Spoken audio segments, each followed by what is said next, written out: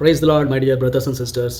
So ఈ రోజుల్లో మనం చూసినట్లయితే చాలా వరకు ముఖ్యంగా భారతదేశంలో క్రిస్టియన్స్ మీద ఈ పర్సిక్యూషన్ అనేది చాలా ఎక్కువగా మనం చూడవచ్చు.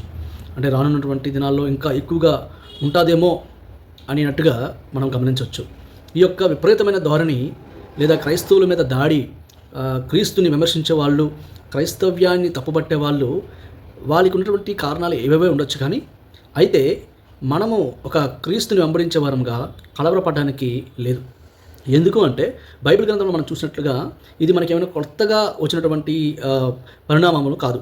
ఎందుకంటే అపోస్తలుల కాలం నుంచే ఇటువంటి పర్సిక్యూషన్స్ లేదా దాడులు, హింస అనేది మనం చూడొచ్చు. అయితే యేసు ప్రభువుని నమ్ముకున్న మనము ఆయన రాజ్యము ఎప్పటికీ కూడా కదల్చబడదు.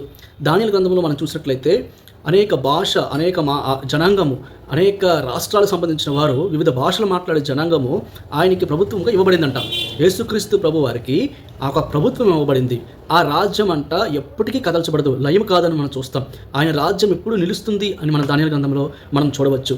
అయితే యేసు ప్రభు నమ్ముకున్న పరిశుద్ధులుగా మనము కూడా ఆ రాజ్యంలో ఏలేవరంగా ఉంటామని మనం గమనించవచ్చు. కనుక ఎటువంటి ప్రభుత్వాలు మారినా, ఎటువంటి పరిస్థితులు గుండా మనం వెళ్ళాల్సి వచ్చినా సరే, దేవుని యొక్క రాజ్యము అంటే మనము దేవుని యొక్క రాజ్య నివాసులుగా ఉండే మనము నాశనం అయిపోవడం అనేది లేదా లయం అయిపోవడం అనేది ఎన్నటికీ జరగదని బైబిల్ గ్రంథం సెలవిస్తుంది. కనుక విశ్వాసంతో అడుగు వేస్తే ప్రతి పరిస్థితి గుండా కూడా యేసుక్రీస్తు ప్రభు మనల్ని విడిపించగలడు. ఆయన రాజ్యంలో మన వారసులుగా చేయగలడు.